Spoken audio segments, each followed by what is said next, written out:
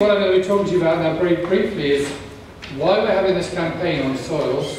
You obviously know already a lot of what it's about, but where it comes from in terms of the political scenario. And by the way, I'm going to ask all the people who made the presentations to make them available through our website afterwards if they're happy. And we have been filming this, and with the permission of the people who are being filmed, we'll put those films on our website too, so all the presentations will be available afterwards. We'll check with them, and then we'll put them up if they're happy with that. Okay, so I'll be as quick as I can with this, but it is quite important to understand where this is coming from. So it was already mentioned by Kean in relation to the intention to create a soils directive previously, and there was a process that went through. The European Commission did a 2 years consultation right across Europe on what we need to do about soil, and they thought they had it in the bag. And they produced a proposal for a European directive on protecting soil, a framework directive. A framework directive is a directive that includes everything, more or less to cover the whole shebang. So we have a water framework directive, we have a marine strategy framework directive, and they were trying to produce a soils framework directive. And suddenly they got into trouble because they hadn't realised there was something quite important that they weren't thinking about. And I'll talk to you about that in a moment. Anyway, there's a process that evolved, and as a result of which in the end, in 2014, they gave up. They tried very, very hard to get the soils directive through, and they were blocked by a number of particular interest groups and a couple of particular nations involved. They couldn't go any further with it. So they set up an expert group more recently then, in 2015, to look at revisiting the whole story. Can we go back and can we try again and make a soils directive that is acceptable to everybody concerned? Because in the European Union, everything has to be acceptable to everybody, otherwise it's acceptable to nobody. Because also the European Union is about one thing, money. And in the end it's about a level playing field for the economy is what it's about. So the rules have to be agreeable to everybody to make the economy work for everybody. If you have one country that's playing silly fiddles with the European legislation, like Ireland has been, for example, on waste in the past, and on water at the present, and in other areas, on nature at the present, then it's actually undermining the whole economic structure of the European Union because it's cheapskating, basically. It's saying, okay, we don't really need to obey those rules. We'll do our production without those rules, and we'll make money, and we'll ignore what goes on. But the other members of the club who are behaving themselves saying, hold on a minute, you can't do that. So the idea of the whole idea of a directive is to say, we all agree to this, we'll all obey by it, and as a consequence, we're all facing the same rules. So there's an expert group being established, and there's a national, believe it or not, there is a national coordinating committee on soil protection. There's been one meeting to my knowledge, that was in 2015, I was at the meeting, and it's a very committed group of people, includes some of the leading people in Chagos and the Department of Agriculture and Department of Environment and so on. Haven't done anything recently about it, but anyway, I'll check up on that one. And earlier on we had mention of the 7th Environmental Action Programme. What is that? Well, it's again, it's an agreement by all the governments of the European Union on how we're going to protect the environment in the future, and it does talk about protecting the soil quite strongly within that programme. And that's a commitment by all the member states of the European Union to work on protecting a whole range of different environmental aspects, but the soil and the land is in there. So that's just to remind ourselves. So the other thing of interest right now is the Irish government over the last number of years has been involved in developing the new Sustainable Development Goals. In fact, Ireland was the co-chair of the programme that developed the Sustainable Development Goals with Kean. We helped to steer these goals through the whole United Nations process. So every nation in the world signed up to the 17 Sustainable Development Goals, and then inside 4 of those goals, there's strong references to soil protection, which I put there. I'll let you have this later on. I don't want to go to read them all out or anything like that. So, come back to the question of why did the first soils directive fail? Despite the fact that they tried talking to everybody, and they forgot a couple of things.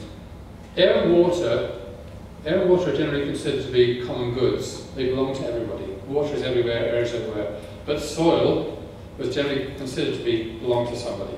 And that was the problem. Because there's people who think they own the soil, who said, hold on a minute, you're not interfering with what I do with this ground, this is my ground, it's not your ground. Whereas in fact the soil belongs to us all ultimately, because it's a common good at the end. It provides for all of us.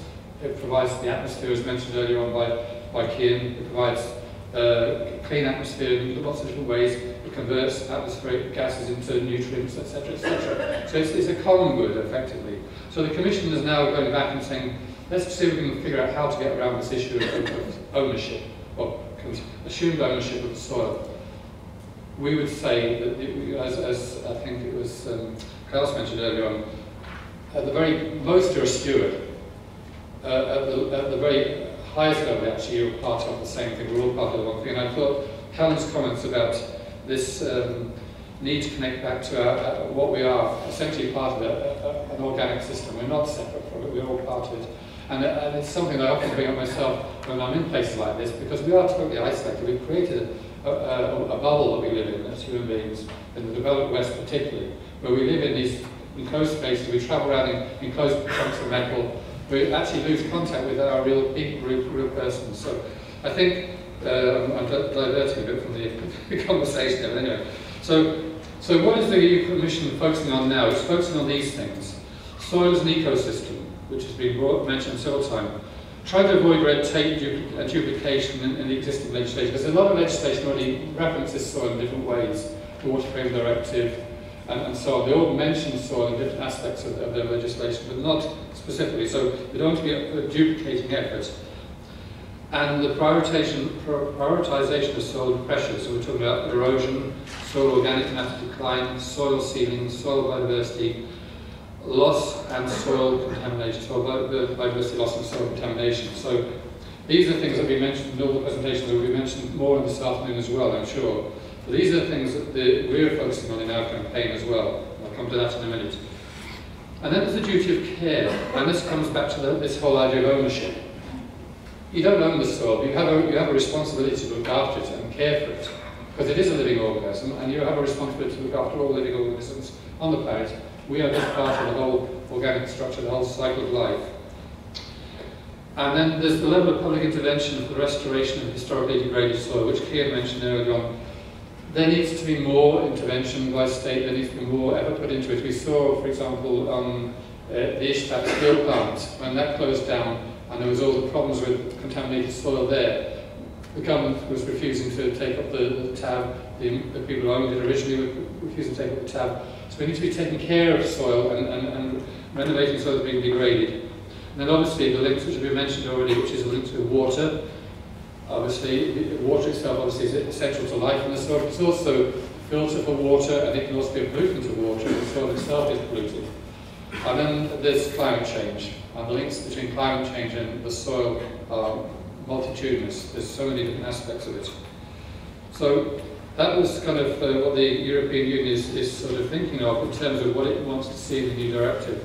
So what are we doing? What's our role in this? Well, I don't know whether you're aware of the idea of the European Citizens Initiative, but there is, under the Lisbon Treaty, the most recent European change of the European Treaty, there is this thing called the European Citizens Initiative. And it enables citizens to create a movement within the European Union to change the way the Commission thinks or behaves. It doesn't bind them to do it, but it pushes them to do it. And the way that we're thinking about this is, okay, the European Commission is obviously keen to see a soil directive, but it's lacked a political backup to do this. So what we want to do is create a movement, a popular movement, which says this is important not just to the Commission, but to the people of the European Union, the citizens of Ireland in this particular case, the citizens of all the 17 countries that are part of our initiative. So we have to try and get a minimum number of signatures in each country, and it says this is the rule from the European Commission. But so the People for Soils Initiative, 17 different countries involved, NGOs from all those countries, literally hundreds and hundreds of NGOs. And there's a statement, this is the official statement we handed into the European Commission as to what we're about. And it's just saying what's been said so many times already today. So it's a shared heritage. That's really important, I think. It's not something that's owned by an individual. It's a shared heritage that needs to be protected by the European Union. And I think that's kind of sums it up very neatly. And that's just what happens if you don't look after the world.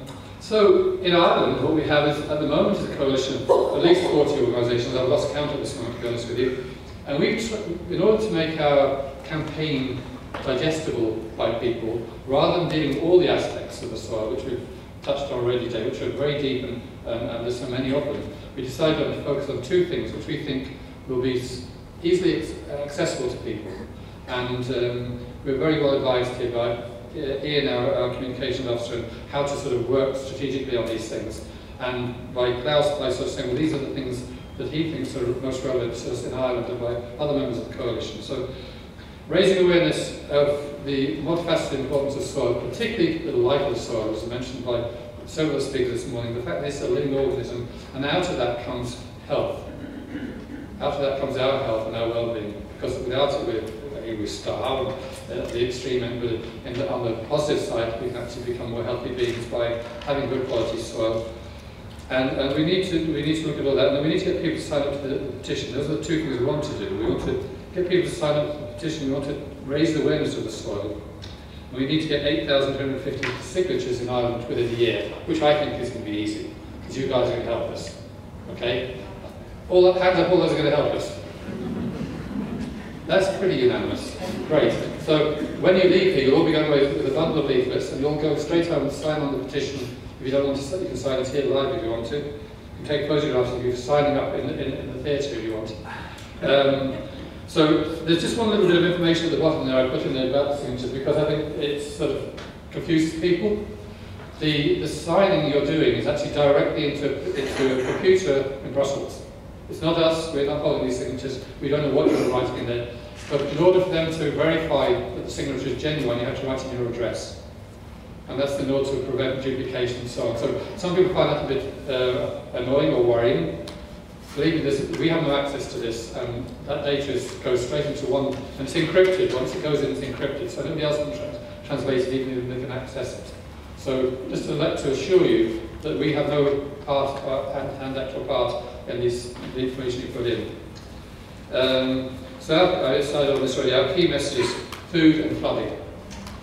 Food, because people most people are interested in food one way or the other, and the quality of food obviously is reflected by the quality of our soil, and the way in which we treat the soil and the way in which we grow things affects the quality of our food, and therefore affects the quality of our health. And the second one, which Klaus and others have mentioned, is the whole issue of flooding.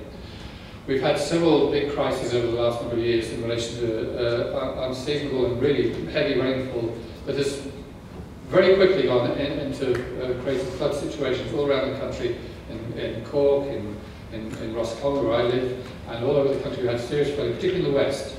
And this shouldn't be happening. We have carstic limestone, it's totally permeable in most places around there, it just goes straight through into groundwater. But actually it's happening a lot, and there are reasons for this, and one of them is soil compaction.